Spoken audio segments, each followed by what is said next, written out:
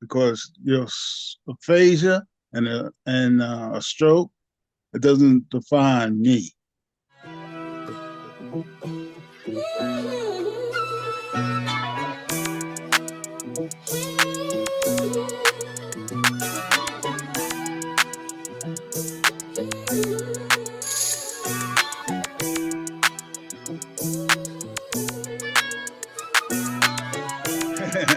My name is Michael James Hadley.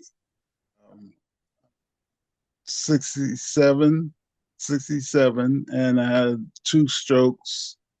Uh, 2000 January 2015, and the second stroke was in March 2016.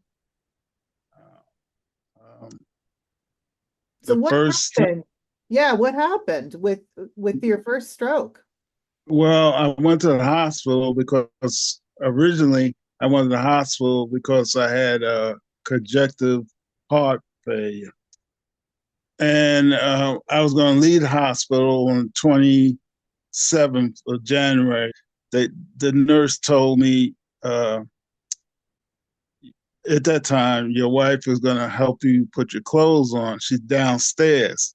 So I went to say, okay.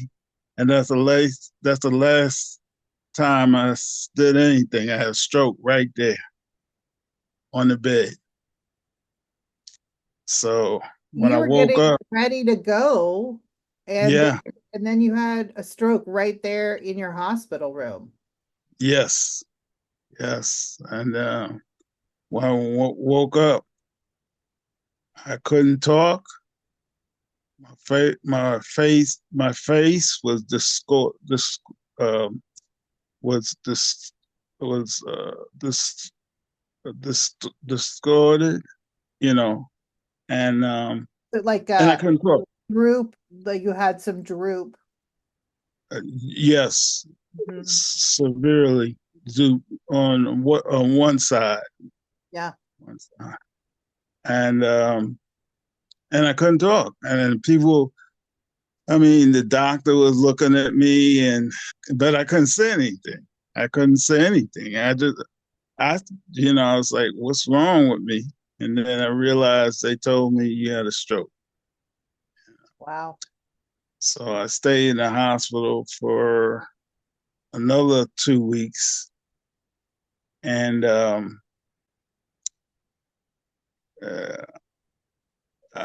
afterwards, I thought they were going to take me to a, a, a, a, where I could rehab center, but the insurance people didn't want that, so I had to go home. Wow. Yeah, my wife brought me home, and it was rough. The first, it took me maybe 3 weeks before I could say her name, and a week later I could say my name. You And didn't go to rehab because insurance said no, but correct, your wife, you did your own rehab every day yes, she would in your give own me, way. yeah, what she would every day. She gave me cards, printed out names on a card every day, and sentences or words, and I have to give it back to her every day. You know, everything, everything. Table, uh, bathroom. Everything, so I could talk again. Um, and even today, I keep going. Um, But I was so glad that I went to speech therapist. I was the second person to go to this uh, speech center at University of Delaware when Yeah. it just opened up. Yeah. second patient to go in, and Yeah. that helped me out a lot. Can Uh, you say can you say a little more about that? What did it what was it like? What did you do in speech therapy? well, what they did, which was very good, they would tell first they asked me, "What is your goal? What do I want to do?" See, a lot of time as a patient, they don't they say to what your goal, what do you want to do now in your stroke, how do you want, what are your goals? And of course I want to talk again, Right. but I want to do that, and I knew that I could not be what I was before. I knew that, uh, but they helped me to get my speech back where I could talk and and cope with the fact that I have aphasia. Um, there's The some things two, that the two that things they were doing. So it was both working on your speech yes, communication, but yeah, also coping with the challenge of aphasia. yeah, coping with it, everyday situation. Yeah. How do you do it? You know, um, and how to and how to tell people, yes, I have aphasia, so just be patient with me while I'm talking to you. Sometimes it's people they understand. Some people do, and some don't. So Yeah. you got to deal with it. You know. Um, Good point. yeah, yeah. So that leads me to ask, um, when you think back to that first year or two after your stroke, what was the most helpful, um, what was the most helpful thing for your aphasia, for communication, in those early years? For me, it was just uh, every day talking to somebody or talk to myself. You know, um, I don't want to say I was. People will say, "You talking to yourself?" Yeah, I'm not crazy. I'm just trying to get the words out. You Yeah. know, and singing to help too. You know, I mean, I'm a musician and a chef, so being a musician that helped me out. But you got to keep going. You know, you can't quit. Yeah. So lots of practice, lots of talking to people or just talking to yourself, just Yeah, keeping that going, singing, singing all helps. of those things were helping. Yes, And you're just pure determination. yeah, yeah. Because you know, uh, my wife told me, said, Mike, you got to keep going because you are really African hero, and you can't go now. You got to keep going. So you got to do what you got to do. And she was right. You She know. was so right. That's Yeah. right.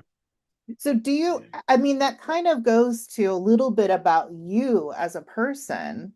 Um, do you want to say a little bit about who you are, what you've done in your life, and what you did after your stroke? I was in law enforcement officer in New York City, and I did that for 22 years.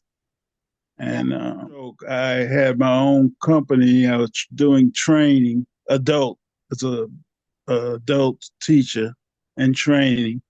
And I traveled on this side of the United States doing different subject, subjects to people. But after the stroke, I had to figure out what am I going to do in life.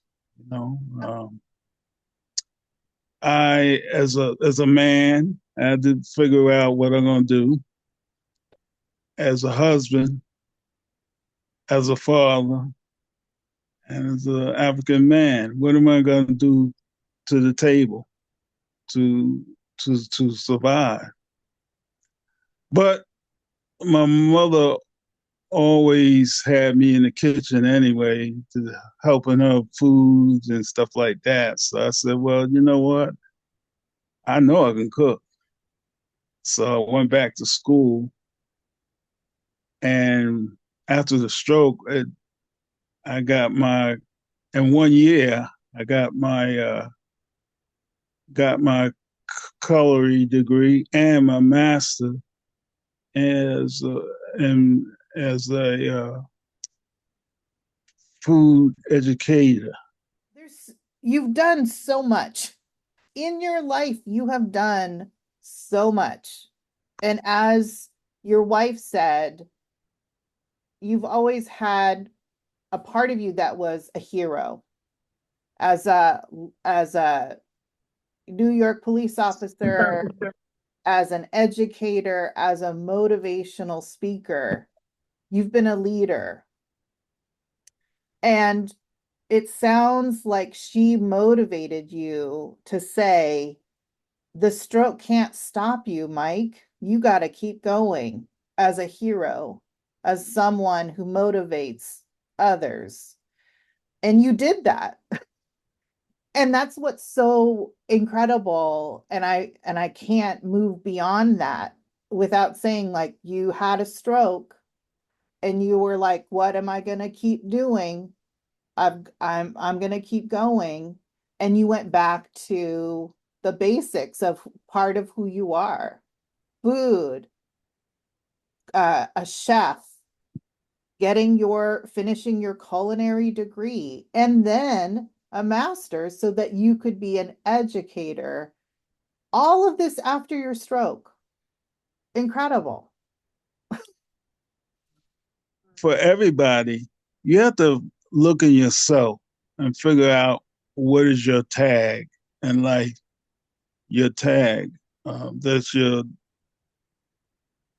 talents, your talents, your abilities, and your gifts. What is your tag in life? I know what my tag is now. So for me, now I'm a musician and a chef. So I can go all over the world and I'll be all right. It sounds like the stroke motivated you to think back to, okay, what's my tag? What is basic Mike talents, abilities, gifts? And you use that to set your direction for your future. Is that right? That's correct. That's correct. And and if and you know the food doesn't get you, I can. I'm a musician, so I'll be all right. you know, You'd be okay. I'll be all right. you know, uh, so it keeps me going. You know, it keeps me going. And So, that actually was one of my questions for you, is about what inspires you, what motivates you. So your passion for food and educating others motivate you. But what else? Like, are there other inspirations of yours? well, I like help people. Period. You know, I would feed homeless children, adults every Sunday, 2 times a month. And Wow. I was doing sometimes I would do between 400 to 600 people. And I would start on a Friday, getting the food ready and set up the tables near where I in Wilmington, and feed the people. Now I'm known as community chef, so it Community keeps me chef. going. Yeah, that's me. So being able to give back has been a real motivator for you.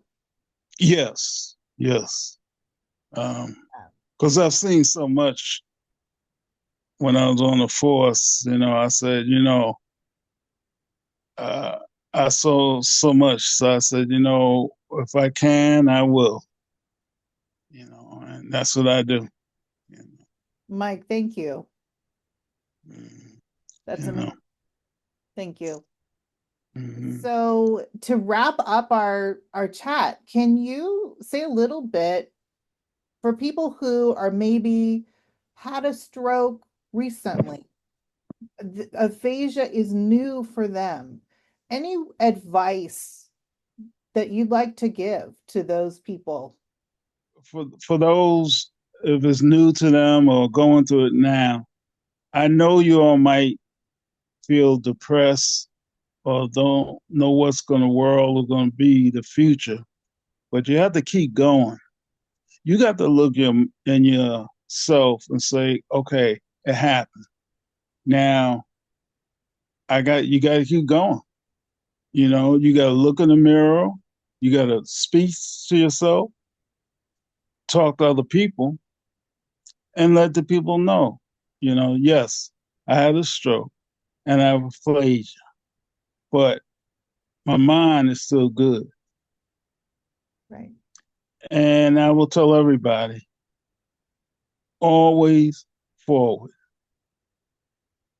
every day, always forward, and find what tag in your life, your tag, your talents, abilities, and your gifts. You got to figure out what it is and go for it, and you're gonna be all right. I love that, Mike. And there's something really powerful in what you're saying. It's that determination. It's the finding your talents, abilities, and gifts, but it's also owning the aphasia, not being embarrassed, but saying, hey, I had a stroke. This is me now.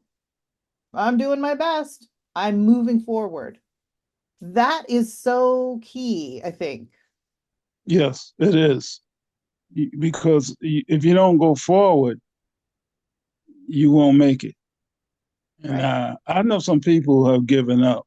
I know some people, they don't take care of themselves anymore. They just stay on the chair. They don't walk anymore, everything like that. And I'm telling them, you gotta keep going. Yeah. You know, Got to keep going. yeah, always forward. Always forward.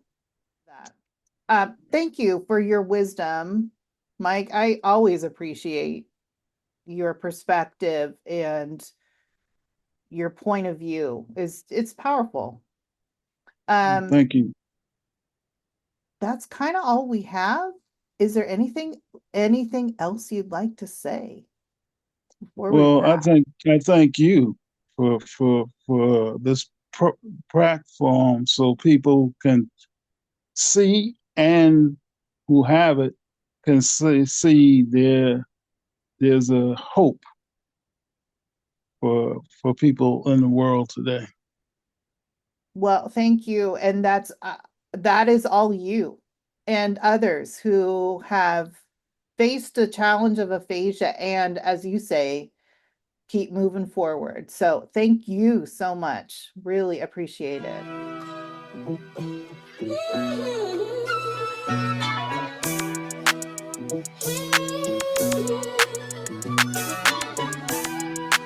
If